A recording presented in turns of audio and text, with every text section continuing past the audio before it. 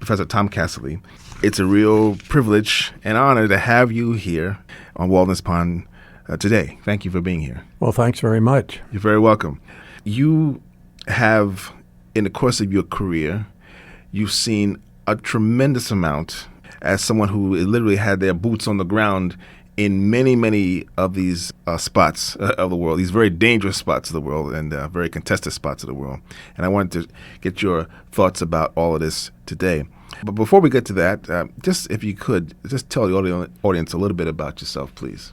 How did I get in the Foreign Service? This, when I you're talking to someone who's pretty old here. I was in World War II, and I was really appalled. You don't look anywhere near that length of time. Please. Thank you very much. Not anywhere close. Okay, I'll pay you after the program. But it really was an appalling experience. I was very young. I had to get my parents' permission. I wasn't drafted. I really wanted to go in there because I felt this was a war that was had to be won. And then it was the destruction and so forth. And the thing, just one incident which is scarred my memory was a concentration camp in a place called Nordhausen. That's not one of the best known, but it was absolutely appalling. So for a young kid, which I was then, I didn't know anything about, I don't know, I heard about concentration camps, but I didn't know they were camps to absolutely to kill everyone there. Mm-hmm. And so when we arrived, it was just appalling to see these bodies, half-composed bodies, and also even worse, the survivors who were really like skeletons coming up. And so we gave them all the wrong things. The K rations, they stuffed themselves and immediately started to vomit and all. And this, and what you don't get from movies is the smell. The smell of decaying bodies. Just absolutely awesome. And my thought was, if I can make any contribution to preventing future wars, that's what I wanted to do, and I thought diplomacy was the course to follow. Mm. I've not been very successful about stopping wars, but done my best. And where and when was your first Foreign Service post? In the French West Indies, Martinique. Uh-huh. And my wife and I went back, 50 years, just this past Christmas, wow, on a cruise to Martinique. And yes, it's changed, but Thomas Wolfe said you can't go home again, right, and you can't. And we tried to reach people who worked at the consulate. The consulate was closed 30 years ago. Telephoned here, there, everywhere, and just nobody seemed to be around. Wow. So you can't go home again. But the island is perfectly beautiful. The consulate is closed now? Oh, the consulate was closed 30 years ago. The State Department's budget, they closed, for example, Bordeaux in France. This was founded by Benjamin Franklin that long ago. That was closed down for, budgetary reasons. And all over. I don't know, but it's the number of posts has been cut down really drastically. So, do they have any sort of like a charge of affairs or something like that? No, they don't. Now, if you could go to the embassy, say in Bogota, Colombia, or Caracas, Venezuela, but no, there's no personnel at all. That's interesting. I had no idea. I thought that we had someone everywhere. We did, but we no longer do. Interesting. So after Martinique, by the way, what was that experience like? How long were you there for? 2 years. All these tours were 2 years. It was wonderful. I like the people, the country, and so on. And also, we picked up the diplomatic pouch down in Trinidad, also at Puerto Rico, and they paid my way back and forth. So I really saw the Caribbean very well, and there it's there. I don't know. I found coming back to Martinique, the thing that has not changed, the really warm, friendly people there, and their charming accent, both in English and French, and the countryside is perfectly beautiful. That hasn't changed. And after then, where did you go? Korea, and the war was on, and that was quite a tricky thing. The refuge capital was in Busan in the south, and This was during the Korean War? yeah, the Really? war was going on. Oh yeah, wow. absolutely. Wow. And so that was very tricky. I don't know. It was again. I remember we went for a picnic in the country and with several people in the embassy, and coming back, the guerrillas, communist guerrillas, had cut the road. So we went to a monastery and spent the night there, and we were quite nervous. There was troops defending us, but we were nervous, and the ambassador's secretary let out a scream in the middle of the night. She said a rat had run across her face. Well, everyone heard the scream, and all the South Korean soldiers came in with their rifles, and it was, and we didn't sleep the rest of that night. No, it was a tense moment. Oh my goodness. I mean, these posts. I mean, like in Korea, for example, during the war. I mean, there must have been. Everybody, I guess, was on edge. During that whole time. Yeah, there were guerrillas, communist guerrillas had infiltrated the South. There's no question about that. And it was, but again, I still have very close Korean friends, and I find the South Koreans really are extremely welcoming people. Now, you also served in Iran and Congo. Was Iran after South Korea? No, let's see. Iran was next. Of course, the Shah was on the throne. I was consul up near the Afghan frontier, and that was interesting. A place called Mashhad, a holy place. We bring Shia Islam is very much in the news.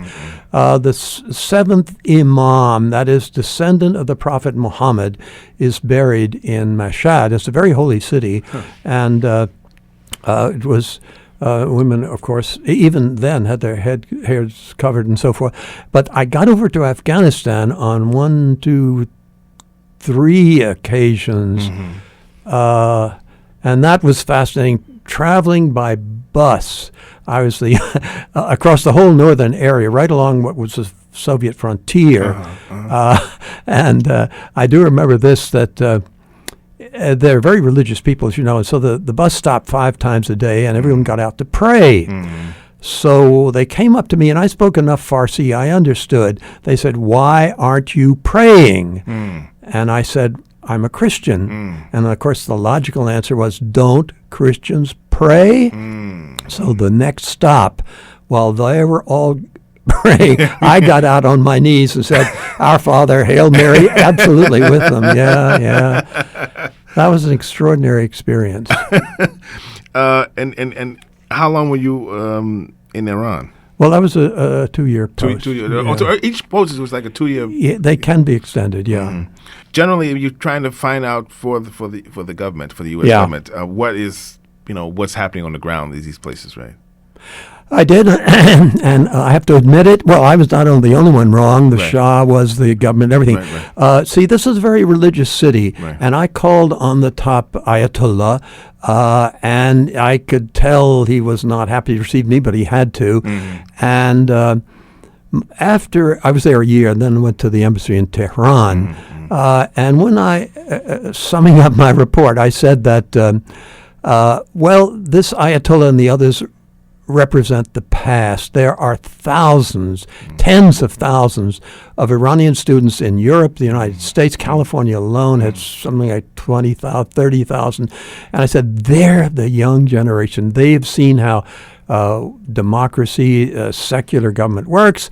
They're going to come back, and within 10 or 20 years, the mullahs will go back to their mosque with their prayer beads.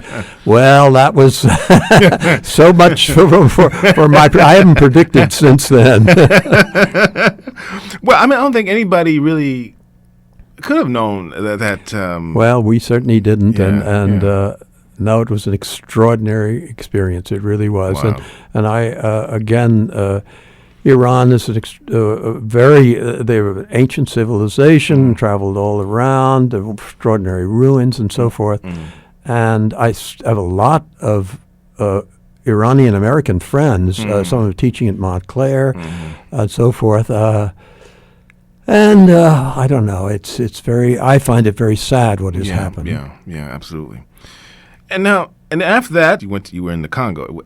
Well, I went to Central African Republic, Central African Republic, which is used to be called Ubangi Shari. These are all that was a French colony. The Congo was Belgian, and that was they were not prepared for independence. Just sheer chaos. In Congo. Well. Both countries. Alas, anywhere, I'm afraid. They just simply were not. South Africa has done much better than I think any of the others, but... why weren't they prepared for independence?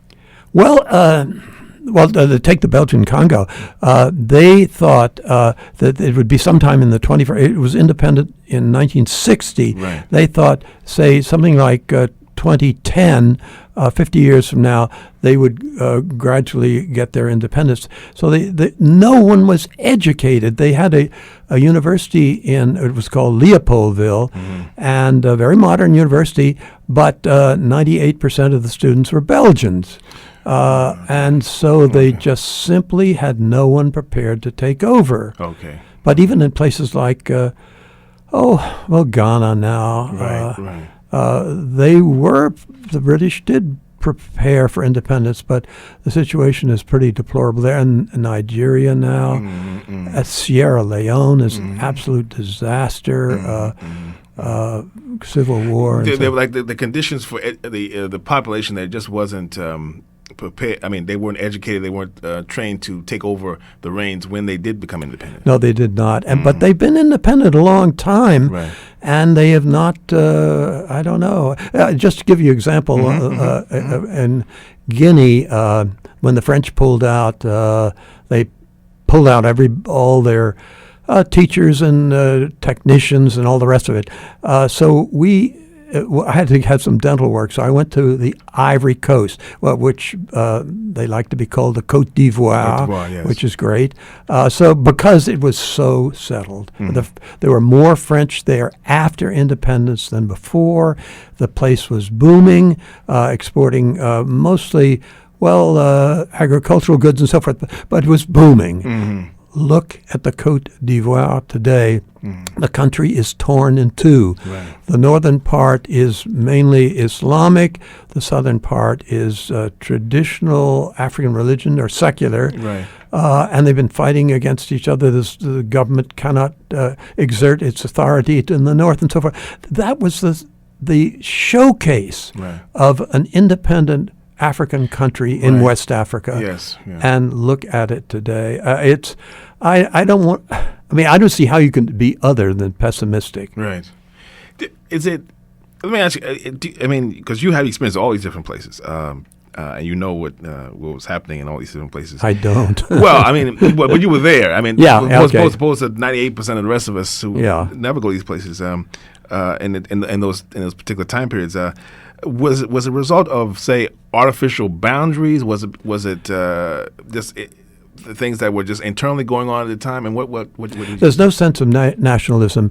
Virtually the only country with a single ethnic group is Somalia, and that is a basket case right now. So the loyalties of everyone to the extended family. Then you go on to the tribe or the ethnic group. The tribe is not used by political science. Sure. Ethnic group, and then but the sense of I am a Nigerian. I have a Nigerian passport, yes, but my loyalties are to the Igbos or your ethnic group, and no sense of nationhood. Okay. And that's true about Iraq as well. Right today. Right. Exactly. That's the big, alas, big issue there too. Also, I do want to talk about Congo because sure, because it was a very fascinating story. When Congo became independent or was going through independence, they had a leader named Patrice Lumumba, and you actually got a chance to meet Patrice Lumumba. Well, you see, I was consul up in what was called Stanleyville at the time. That was his area, so I saw him there. Then when he visited the United States, he was invited, and I was the Congo desk officer in the State Department. Okay. So my job was to be with him at all times. Okay. But those are exciting times, I would think. They were very exciting times. Yeah. And he was an extraordinary person. He was very, erratic, sort of jumping around. He called in the United Nations when they didn't do. He thought he would be ordering UN troops to, reconquer part of the country which seceded, the richest part. And when they wouldn't obey his orders, then he said, "All right, I'll call in the Soviet Union." And this. The whole point of having the UN there was to avoid a clash between the two superpowers in Africa. So this sort of jumping around, well, I mean, you can understand his attitude, but not share it. Right. As a guest of the U.S. government, he stayed at Blair House. Right. And that was very nice. And then he had interviews with the press and so forth and so on. And then he took me aside, and he uses the French tutoir, that is, instead of vous is polite for other, but tutoir is what you use with kids or your buddies. Right. So he said, "Tom," always first name, "Tom, I want a woman tonight." And I had a lot of training for diplomatic niceties, who sits next to whom, which fork you use, but they didn't tell me about this. So I said, "All right, Your Excellency, I'll see about it." So my reaction immediately was to go to the CIA, and the CIA said, "No problem." And I said, "It cannot be in Blair House." So after the official dinner or something, they arranged for him to go to a hotel in town. And he said, "She must be blonde." Absolutely. And again, CIA said, "No problem." And so then the next morning, I said, "Your Excellency, how'd everything go?" "It went beautifully." But it was a sad story because, he took me aside. He said, "Tom, I want a rifle with a telescopic lens," and so forth and so on. And of course I said, "I'll look into it," and ask the CIA. They didn't have it right away. So when he was leaving, the big, he was in the lead car and the long convoy going out to the airport, and all of a sudden he screamed. I was not in his car. I was not that high-ranking. He screamed, jumped out of the car, came back, and he said, "Tom, you promised me arms. You promised me arms." And I said, "Your Excellency, they don't have them now, but you will get arms when you get back to the Congo." Well, he got arms. The Belgians are the ones who actually beat him and shot him, and out in his hometown, which was called Elizabethville at the time. So that was quite an experience. Wow.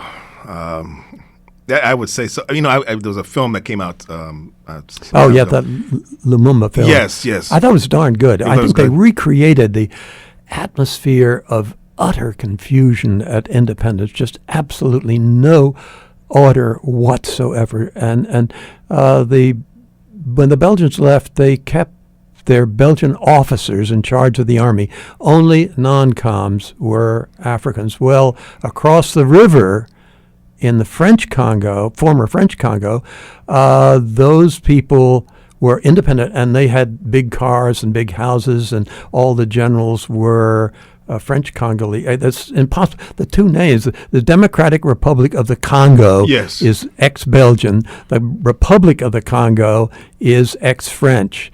And we call them, Congo Kinshasa. And but in the French side, former French side, they could see that the people were driving around big cars and moved into the big houses the French moved out of, whereas they were sergeants.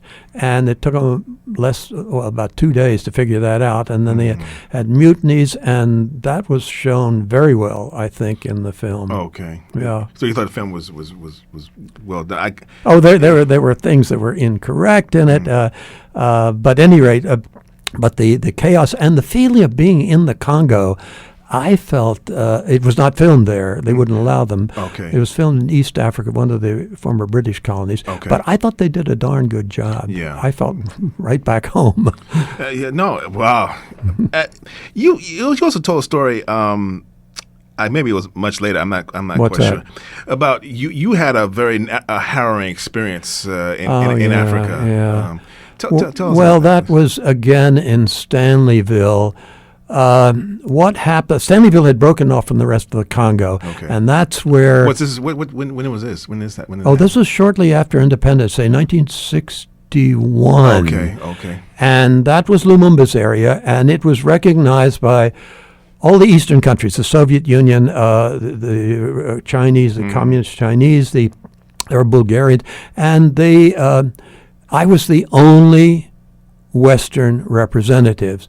Now, they wanted arms, and the bank in Stanleyville, which is now called Kisangani, the bank had the gold supply, and so they seized the gold supply. Now they had to get it out. And a plane came in. It was Air Jordan, and the pilot was American, and so as consul, naturally, I talked to him. I said, "Look, you're in a very dangerous business. The United Nations here is opposed to this, and this is stealing the gold supply and all that business." Now they had to get that plane out. What was the logical thing to do?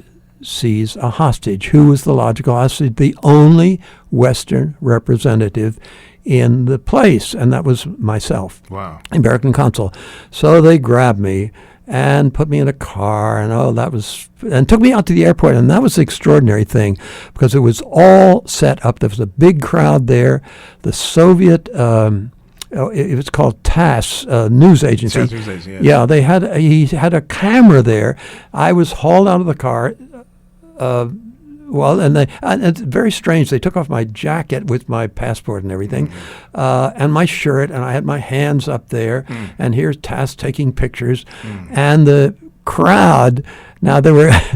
I don't speak Swahili, but the word for spy is espion, even in Swahili. And they said, "Kill the American spy." I realized that they were not friendly. That I realized, right. Shouting, and so the Congolese soldiers got worked up, and they were pushing me around, and then they started beating me with rifle butts, and they broke 3 ribs, and they hit me on the back of the head.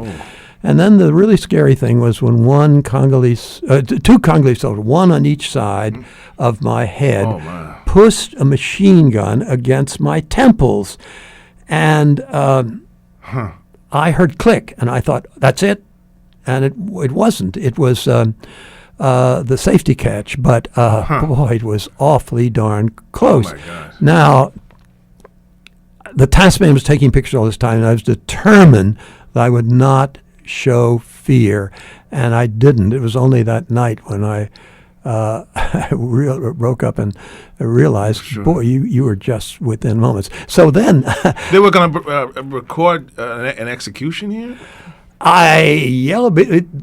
See, no one was in control of the Congolese soldiers. They were all worked up, and the crowd was yelling and so forth. They could have easily, and the task could have. I asked the Soviet embassy afterwards if they had, if I get a copy of that, and they said no. Wow. I'd like to have seen myself there. But then, all right. So I went back and went to the hospital in Leopoldville, and and they sent me back. Month or so later to Stanleyville. Okay, walking down the street, and I see these Congolese soldiers across the way, and they're poking each other and pointing at me, and then they cross the street, and I thought, oh boy, here we go again. So they come up and they said, "Are you the guy that was beaten up a month or so ago?" And I said, "Yes." And they said, "Well, no hard feelings." They slapped me in the back. And you know where they slapped me? Exactly where the broken ribs were. And they said, "No hard feelings. Come on to the bar. We'll buy you a beer." And by God, I went in the bar and had a beer with these guys, and they were just as nice as they could be. But earlier, they could have pulled those triggers just as easily as not. And it was it was an extraordinary. This is all because they suspected that it was a lot of chaos going on in that place. A lot of chaos. Well, a spy. Everyone was a spy. Right. And they were suspicious of everybody. And so that was that. Wow. We're talking with Professor Tom Cassilly. He is professor at Montclair State University and at Manhattanville College here. Long veteran of long standing in the U.S. Foreign Service, served in many, many posts, very, very dangerous posts around the world, and particularly in some of the places that we're talking about that are very much in the news these days. After all these experiences, when did you leave the Foreign Service? Well, I got sick. I was in Guinea. I had amoebic dysentery. I also had hepatitis, and I got very sick, and so I retired and went back to Columbia and got my doctorate, and have been teaching ever since. Wow. I think people tend to tend to take the Foreign Service for granted. When the Foreign Service representatives are there in many places around the world, which are the eyes and ears for the U.S. government, State Department in many places. In your long experience, what do you think about the State Department's role then and now in keeping government officials and by extension the public informed of what's happening? There's no question it changed enormously. I started in so long ago. Just the fact, my wife, by the way, was a personal assistant from Dean Acheson to Dean Rusk, and the real that is from from Truman through Johnson. But in the beginning, Acheson, they went to a couple of conferences. Look at Secretary Rice. I mean, it's just, she's never off a plane. I just don't know. When she breathes, it is just absolutely extraordinary. Now, what does that mean? It means that this Washington, that's the White House and the State Department, send their own people rather than getting reports from the ambassadors. And this has been a really dramatic change. Is this something that didn't happen before? It did not happen before. I'm just trying to think now. Dean Acheson, when my wife worked for him, he went for a couple of conferences. She went with some. But it was John Foster Dulles who really started going, and then since then it's just been absolutely extraordinary. And I think that Condoleezza Rice must be breaking all the records. I mean, when is she in Washington? It doesn't seem to be half the time she's on a plane and doing. Why do you think they do that? Because they want, well, first of all, instantaneous decision at the absolute top. Now, communications have improved enormously since our day. Yes. And they could use all this modern technology to communicate with the ambassador there. It's the feeling that they want to be right there. Talk to a foreign leader. An ambassador has a certain prestige, but the Secretary of State has infinitely more. I see. Because it has the ear of the president, and particularly Condoleezza Rice, as they know, is not only a highly praised position, but she's very close to the president. I would say, who would know? It's as close as anybody in his cabinet.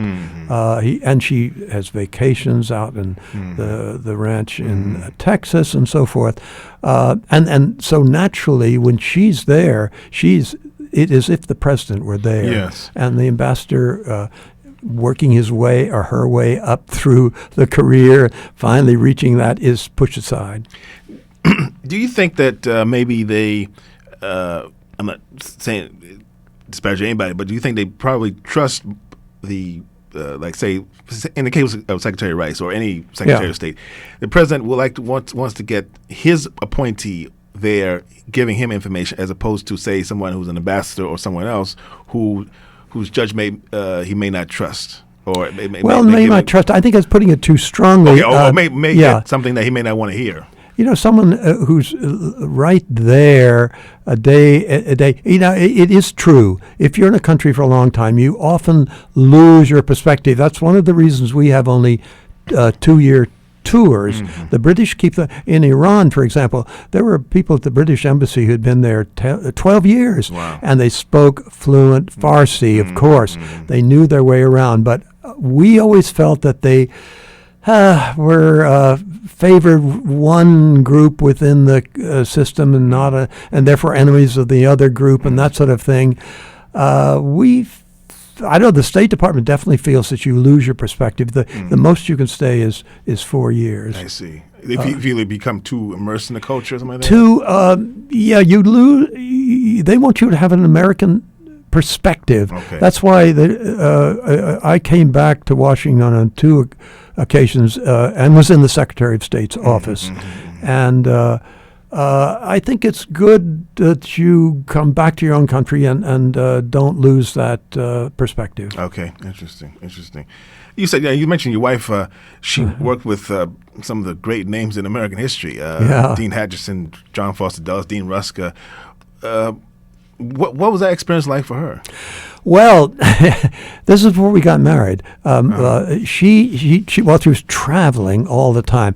One thing. Now, when the secretary came to the Congo. Secretary. This is the undersecretary. He was the undersecretary at that time. Came to the Congo, well, I was stationed there, and I was made the escort officer. I didn't know that Carolyn would be coming. So we went out to the plane, and she got off, and I nearly was stunned. Now, they're trying to get the parts of the Congo that seceded to come back together, and it took forever, going around all these palavers. Meanwhile, we were there for quite a while. We went out to a place called Kivu in eastern Congo, and the undersecretary, they had one of these huge Belgian lunches with course after course and wine after wine. And when we finished, he said, "I'm going home and go to bed. You can do whatever you want." So Carolyn and I went out to Lake Kivu, which is absolutely beautiful. Mm-hmm. It's the most temperate area in the Congo. It's near the Mountains of the Moon, which is romantic enough, and it's still snow-covered. Wow. Right near the equator. And yes, and there was the biggest moon that absolutely, I will swear to it, the biggest moon ever. And we walked around the lake, and I proposed. That's nice. So that's nice. That's pretty. So the Congo got us together. Oh, you can't beat that. Can't beat that. Yeah. That's Dulles and Atchison, who I guess in some ways Atchison is responsible for. Well, for two big things: the Marshall Plan and NATO. Right. Which are the most successful endeavors ever, I think, in U.S. foreign policy. Mm-hmm. And then Dulles was involved in a lot of foreign policy initiatives during the 50s, and of course Dean Rusk was involved with during the Vietnam War and of course the Cuban Missile Crisis. Let me bring up that Cuban Missile Crisis because this was before we were actually married. We had the longest, I guess, engagement on record or something. I'd go back overseas, but Carolyn was in his office when the Cuban Missile Crisis took place. They moved a cot in there, and then they brought up food and so forth and so on. And for about those 13 days or maybe 12 days or something, she stayed right in there because when Khrushchev would send his telegram, it would always arrive at sort of 2:30 in the morning, and they had to make sure that it was decoded and so forth and sent to the White House. And she was there, and I asked her, I said, I was off in the Congo. Okay. And I said, nobody's going to drop an atomic bomb on the Congo. But I asked her, she must have been terribly nervous, and she really is terribly cool. She said, well, there's nothing else we could do. We went to see a film called 13 Days. Did you ever see that? I've seen that film, yes. Absolutely. Okay. Absolutely. There's a scene in there, two, I guess, FBI people walking down a corridor, and they hear a conversation. People nervous, State Department officials are nervous, and they go up to them and say, "There's nothing to worry about. You know, in West Virginia, they've dug this place way down underground. No atomic bomb could ever touch it. You don't have anything to worry about." And then the FBI people walk down the corridor a little further, and they whisper to one another, "You know, they couldn't get out of the parking lot here before the bomb hit. You'd have to get to West Virginia." Exactly. And I said, Carolyn must have been absolutely terrified. And, you know, I don't know. I'm not sure I would be that cool, but she's terribly cool about it. I guess in some ways you have to be fatalistic about that kind of thing, because there's nothing much you can do in a situation like that. No, you can't. Yeah. No, absolutely. You can talk about evacuating, but by the time you think about evacuating, it might be all over.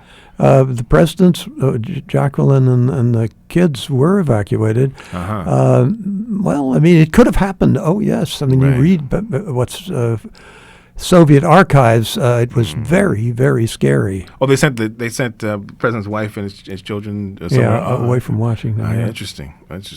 We're in the middle of a number of things at the moment, and which are just consuming everything. First of all, let's talk a little bit about, if you will, about the war with Iraq. This is going on over 3 years now. We've after the events of 9/11. As someone who's been in that region, what do you make of all this? Well, I'll be very frank. I'm no longer in the State Department. I can say that I was against the war from the very beginning. I did not think that it was going to, and it is, I think, worse and worse. This insurgency, which, the administration said was virtually over. Mr. Cheney said it was virtually over. It's getting worse and worse. The figures over 100 killed a day, every day, and it is interfaith, the Shias against the Sunnis, also interethnic, but mainly those two, and that's the worst kind of war. It really is a religious war. Each one blowing the other, thinking, I am carrying out God's will by blowing up these demons, and I will, of course, go straight to heaven. This is the most terrifying war of all, and it seems to me it's escalating. Yeah. Do you see any way out of this? I do not. The Time magazine this week had 6 things, the way to get out of it. Okay, they sound, I mean, bringing in other foreign troops. No other foreign troops are, after the record of what the U.S. went through, and are prepared to come in there.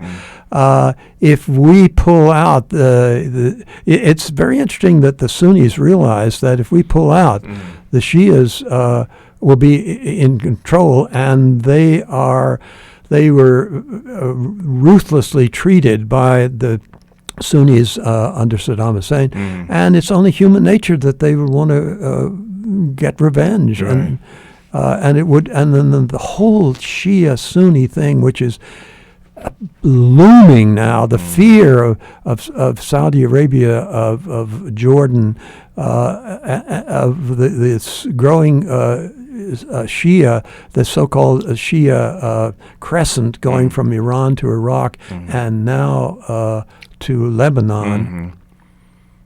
I read the paper this morning. Thomas Freeman was saying that the 40% of the Lebanese were for Hezbollah. That simply, nobody knows, but that contradicts very much with what Time magazine this week. All the Muslims alone just make a bare majority, and they're divided almost equally between the Sunnis and the Shias.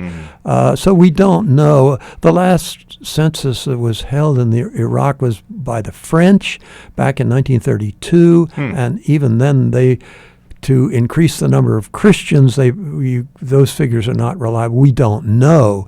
We simply don't know. Is there any diplomatic language that could have, or anything diplomatically that could have been done to avoid this conflict? I mean, no. Those two forces, both Hamas and Hezbollah, this is the scary thing. Hamas, for example, it's religious, whereas the group was secular under Arafat, was secular. This is religious. And their stated goal is wiping Israel off. Right. Hezbollah was created by Iran, supported by Iran. Their goal is wiping out Israel. And the president of Iran, Ahmadinejad, has said Israel must be wiped off the map. Now, this is something the previous presidents did not say this. Right. Yasser Arafat did not say this. Right. The Syrians have not said this, but these three groups are saying their the French word is raison d'être. Right. Their reason for being is to wipe out Israel, and that I find very scary. U.S. foreign policy, as you well know, is we're perceived as being very sympathetic towards Israel. And this engenders a lot of hostility in the Arab world. Do you think we should moderate our policy a bit, or what? I don't see how we can, given the political situation in the United States. I don't want to get too involved in politics, but for example, Maliki, the head of Iraq, is supposed to address Congress today. Yes. And he, being an Arab, look, if he wants to stay in office, he has to be opposed to Israel. There's no way. I mean, he's weak enough as it is, but if he ever came out and says Israel was right, he would be tossed out in a moment. Right. He has to take that position. But there are members of Congress who simply cannot accept this, the realities of politics in the Middle East. Right. No official within the Middle East, any Islamic country could say, well, the fault was Hezbollah's. It wasn't. Exactly. Yeah, and so I think it's extremely difficult. You hear a great deal about AIPAC, how much. I think it does have a lot of influence. Yeah. There was, just because about that, I'm not Trump. There was a recent paper. Yeah. The Israeli lobby paper was published by two professors, one at Harvard, and one at the University of Chicago, which really stirred up a hornet's nest of discussion. It was called the lobby report, basically the euphemism for that. What do you think about that? Well, there's no question about it. There is this lobby there. It's the strongest ethnic lobby. They mentioned the fact that maybe there's the oil lobby too, and they conflict with one another. But of all the ethnic lobbies, it is the most important. In certain states, just the election in 1948, when Harry Truman said that he was not going to recognize. Not be the first country to recognize Israel, and pressure was put on him saying, look, elections are coming up, and New York State's the key state. If you don't do that, you might lose it. And he immediately changed his mind and recognized them without informing his Secretary of State, General Marshall, because it was...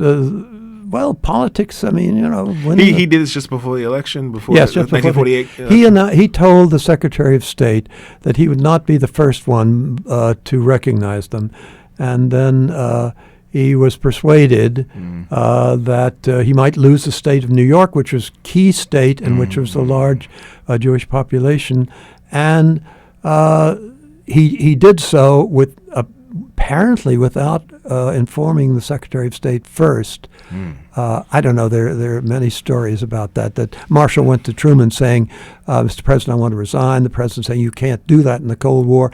He said, "All right, I'll stay on, but Mr. President, I will not vote for you in the elections of 1948." I don't know. No. This is fascinating stuff because this whether this is true or not. No, but this is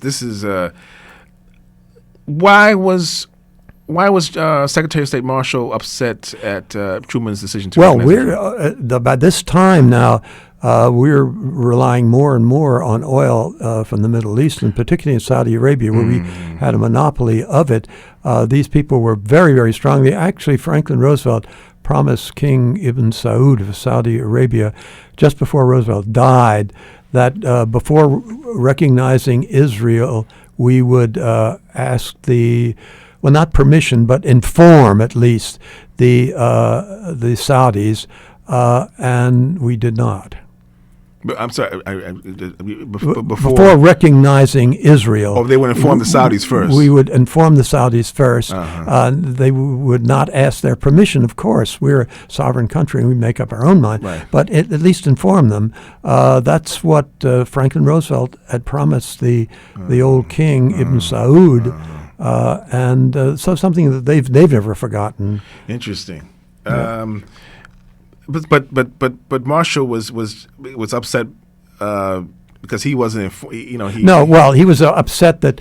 Actually, it was a real fight whether it was the Soviet Union be the first or ourselves. Mm-hmm. Soviet Union sounded in, I don't know, half an hour later or something like that. But we had a big stake in the Middle East, and he did not want to antagonize particularly the Arab countries, not so much Iran, but the Arab countries. I see. I think it's gotten worse. As I say, the three principal opposition forces, Hamas, Hezbollah, and the present government of Iran, have taken an extreme position which was not taken before, that they not only want to reoccupy the territory that Israel conquered in 1967, but that they want to wipe Israel off the map. These are extreme positions, and I don't see them backing down from it. Because of the internal stress in their own.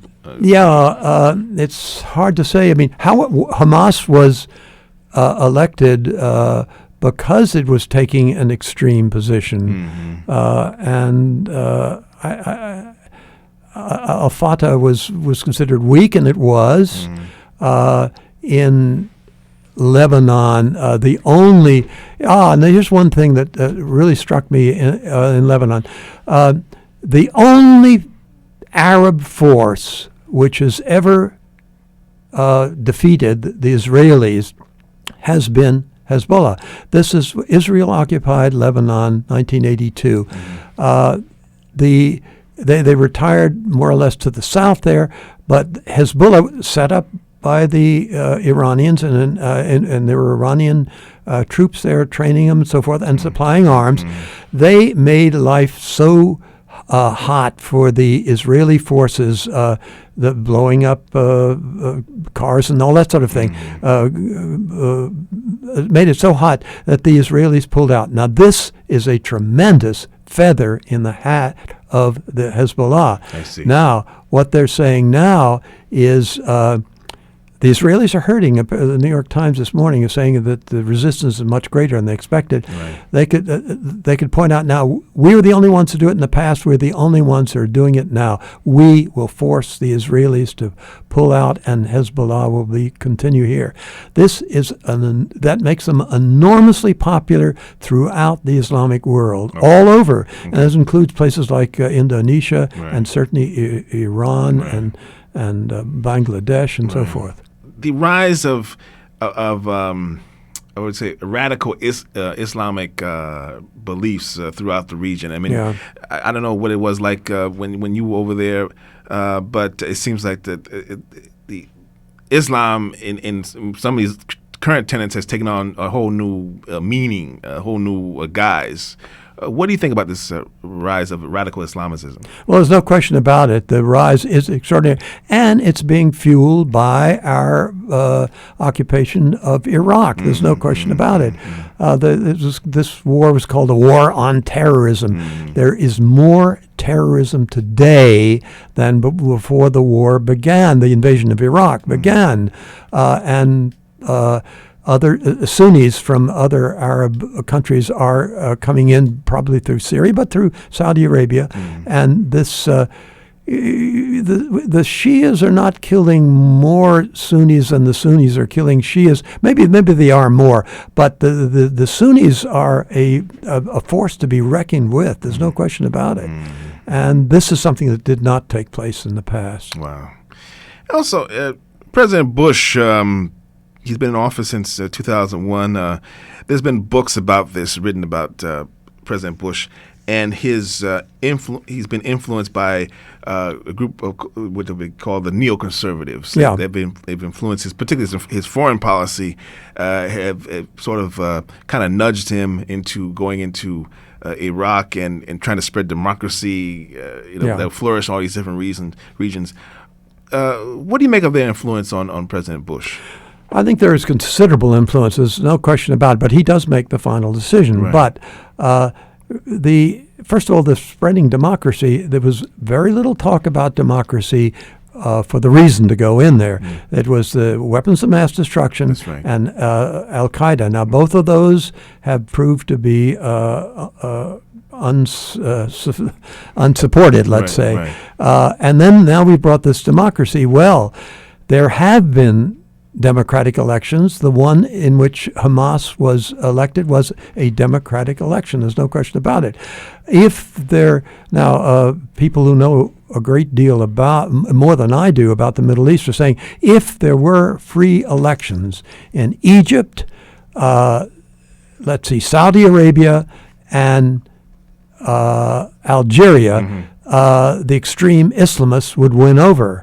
And so it is not, we have got enough extreme Islamist countries today without that. So putting the brakes on the ideal, and maybe 10, 15, 20, more than that, years down the pike, the democracy might work, but this is simply not true. The election, I think Ahmadinejad was very freely elected. They were the candidates in Iraq. In Iran. I'm sorry. Iran. Okay. In Iran, the candidates were picked. That's true, but no one expected Ahmadinejad to have the overwhelming appeal. He's a populist appeal, which is extraordinary, much more than his Hatami, his predecessors as president. He's playing a much bigger role than previous presidents in Iran have played since the creation of the Islamic Republic. It just appears to most people who read the papers every day that there's no end to this continual cycle of violence and death. So much death. You look on the television every night. It's just so much death, and it's just so sad. Why does it have to be this way? And but I guess as the saying goes, it will continue for the foreseeable future. I think so. Do you have any final thoughts before we about all of this? I wish I could say that I see some light at the end of the tunnel. I do not. I think for the foreseeable future, the situation is going to get worse. I mean, a month ago, before this business about Lebanon, and I would have hoped that something might come. Now it's gotten worse. Yeah. The situation in Iraq is really, really frightening. Iran, they're going to get weapons of mass destruction. Now, whether they say no, we're not. Anyone who believes that is. I mean, none of my Iranian friends believe that. Professor at Montclair, whose brother is in Tehran, and he's at weekly contact by email with him. These are very upper middle class, educated people, but it makes them feel good. Here is Iran having nuclear weapons. They talk about Pakistan. The Iranians feel superior to the Pakistanis, and I won't go into that, which is right, who is right, but they feel superior. If Pakistan can have it on one side of us and Israel on the other, then we have to have it, and so that even the most the group that's most opposed to having a mullah government feels a nationalistic pride of having weapons. We're one of the big boys now. And in Afghanistan, we appear to have made some headway there. Now it seems like some elements of the Taliban are coming back. Supported by Pakistan now, and I don't think that Musharraf himself, but there are elements within the army, and these are Pashtuns, and so forth. They had backed the Taliban, and that was a humiliating defeat when they're driven out. And so whether, I don't know, the Taliban leaders, we don't know.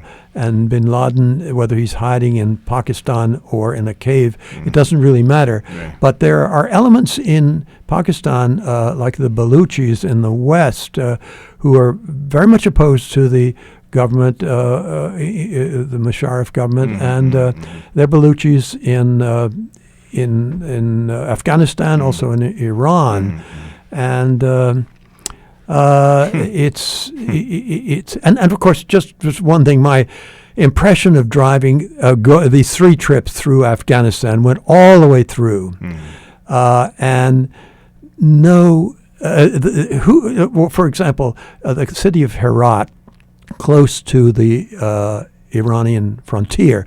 When I was there, it was run by Ismail Khan. In other words, the local ethnic group. We call them warlords, whatever you want. This is traditionally, there's no feeling that we are Afghans, we owe allegiance to Kabul over there. Okay. It's to our ethnic group, our extended family, our ethnic group, and right here, he's no longer there, but it hasn't changed. Their loyalties are not to the center. And so it's going to be awfully hard to make a united Afghanistan in the foreseeable future. And something name you just brought up a few minutes ago, after 5 years, almost 5 years after 9/11, we still haven't found bin Laden. No, whether, he could be dead. I mean, I don't think that it has now reached the proportions that it doesn't really matter. Look what happened in Iraq when, the name escapes me right now. The Jordanian was killed. Did it have any effect on the insurgency? Certainly not. In fact, Al-Zakari. Zakari. Right. Yeah, but it didn't have any effect on the insurgency. The insurgency increased after that, and so that's true. so if he were killed, I don't think it would have that much effect. And look, Saddam Hussein was killed, and we were all excited and all that stuff. Was captured. Yeah, right. Yeah. But all excited. But did it have any effect on the insurgency? None whatsoever. That's right. That's true. Zarqawi is the same way. That's true. Well, it's very depressing stuff here. Yeah. Oh, yeah. Well, Professor Cassilly, it's really an honor to have you here to talk about all these different areas, and I'm privileged to talk to you.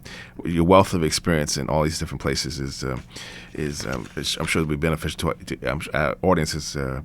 Is learned a lot, and I just want to thank you very much for being here on Walden's Pond and sharing your story with us here. Okay. And, thank you very much. Okay, just one final thing. Sure. Remember, I was completely wrong about Iran. Oh boy. Well, and I could be completely wrong about this. We just don't know. But it does look. I'm very pessimistic, and I think there's good reason to be. Yeah. Okay. All right. Well, thank you so much again, sir. Not at all. Thank Not at you. all.